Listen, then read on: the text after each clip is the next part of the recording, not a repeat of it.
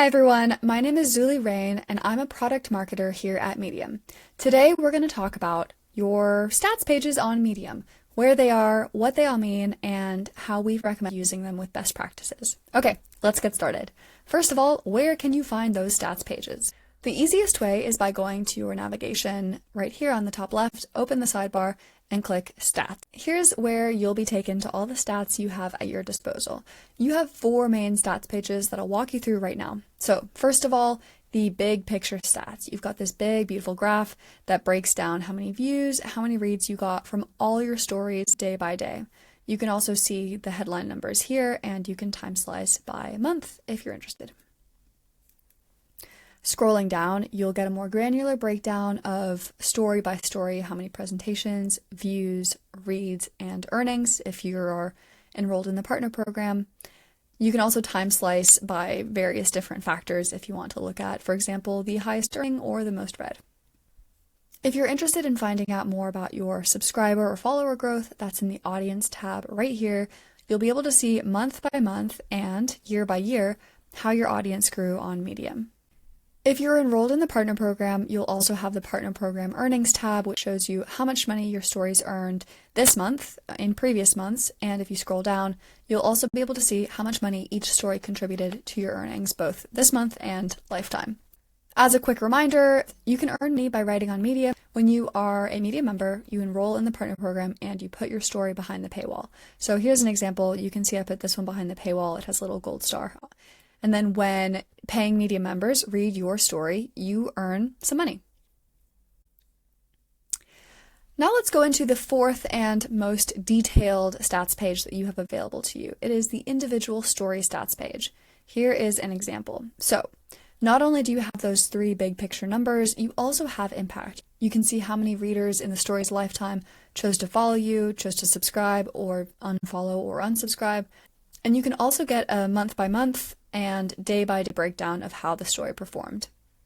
Here you'll see that member activity is in gold and non-member activity is in gray. This is sliced down by month, by views, by reads, and the behavior of the people who checked out your story, clapping for it, highlighting it, following you, and again still broken down by the gold members or the gray non-member activity. You can also see behavior from your readers off Medium too. So internal includes basically everything it says right here on our homepage, the app, the emails. Everything not from Medium goes into external referrals. That can be search traffic, it can be social media, but it can also be as simple as you sending a link to your friend. That would go into email, IM, and direct. Finally, you can also use these tabs to get a better sense of what your readers are interested in across Medium. So for example, the readers of this story I can tell like writing, psychology, mental health, among other topics. I want to quickly explain what presentations means since I know that might be a term that some viewers are not familiar with. So in essence, when we present your story to a potential reader, that's called a presentation. So here on my homepage, I've been presented with this story, this story, this story, these 3 stories. If I search cats, all the results from this search page are also being presented to me, and if I choose a story and scroll down, and I make it to the bottom, these stories at the bottom, these recommended ones, are also counted in presentations.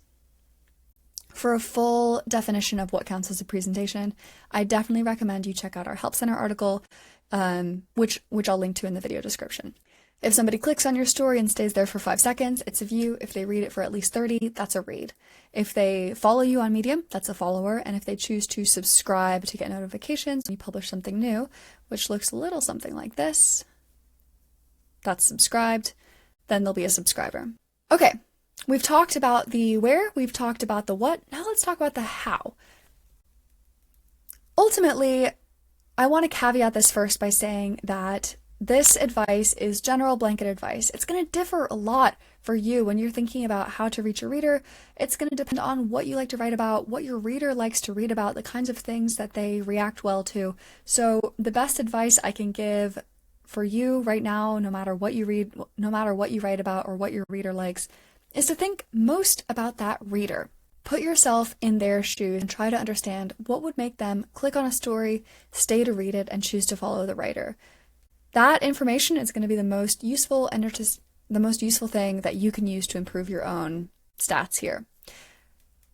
One area I really want to focus on first is presentations. You might be wondering, what causes Medium to present your story to readers across Medium?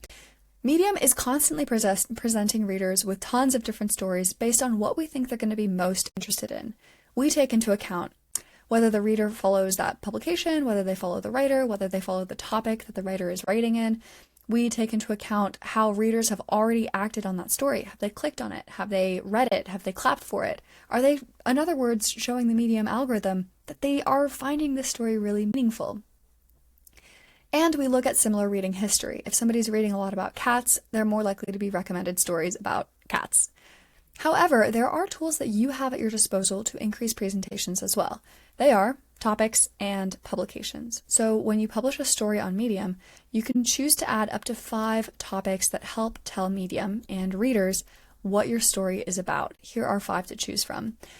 I have created a video about how to use the right topics for your story that I'll link to in the video description and right here, so definitely check that out if you haven't already. The second factor you have in your control is the publications. So as a new writer especially, you're not going to have a pre-existing audience, which means that the pool of potential readers that Medium could show your story to is going to be a little smaller. You can kind of get around that by piggybacking off the back of a publication audience instead. When you submit to a publication and the editor accepts your story, you get access to the readers of that publication who you already know are interested in reading about the thing that you're writing about because you're submitting it to that publication and they've chosen to follow it. I've made a whole video about how to submit to a publication on Medium already, so if you haven't seen that already, I highly recommend you check it out and use it to help find good publications for your stories. Our data scientists have seen that when stories use all 5 topics and are published in publication, they are more likely to get more presentations no matter if you have 0 followers or 100,000. Now, once your story has been presented to a reader, that's where it's more down to you. How do you get them to click on it? It goes back to putting yourself in your reader's shoes. So one thing I like to recommend is that every writer, every so often, go to their homepage and think to yourself right now, which of these would you click on? Why? What makes it appealing to you? And to take what you can from those clickable elements and include them in your own writing where applicable. You can also do this on a topic by topic basis. So for example, if I write a lot about cats, I might go to the cat topic page and see which of these cat stories is most resonant to me, makes me most interested in clicking. It comes down to a couple key elements. First of all, the title. The title is very important to get right, to basically tell your reader, here's why you should click on my story. Here's what you're going to get out of from clicking it. Because remember, Medium is showing your story to readers who have never heard of you, they don't know you, they don't trust you yet. The title is your first chance to say, check out my story, and here's why you're going to like it, or here's why you're going to get something useful from it. The image is also an important feature, and this is again where it's difficult to give too much advice because for some topics, certain images are better than others. For some topics, the readers might not care about the image, whereas for a topic like photography or cooking, images are going to be more important. So just again, put yourself in your reader's shoes. The subtitle is also important, and finally, your bio. When a reader is deciding whether or not to click on your story, they may mouse over your bio to learn a little bit more about you and basically whether they should click on your story and give you a chance. That's all the work of getting someone who has been presented a story to become a viewer. To become a reader, it's again down to the story itself. Is your introduction compelling? Does it deliver on the promise of your title? Does it make your reader want to keep reading to get more information? This is important because a lot of times writers might think, okay, so I need to go for something shocking, like a really scandalous image and a really clickbaity title, but that's actually going to be counterproductive. If you go for a title like The Shocking Way to Lose 10 Pounds Overnight, there's no way you can deliver on that promise because that's impossible as far as I know. So a reader will click into it but quickly leave, telling Medium that that story is not valuable for that particular reader and making Medium less likely to recommend your story to a reader in the future. Whereas if they click on your story and actually read it, That tells Medium that the story was valuable to you as a reader, that the story was valuable to the reader, and makes Medium more likely to present it to similar readers in the future. If somebody gets to the bottom of your story, they're more likely to become followers, maybe even subscribers, and that means that they're going to be more likely to be shown your work in the future.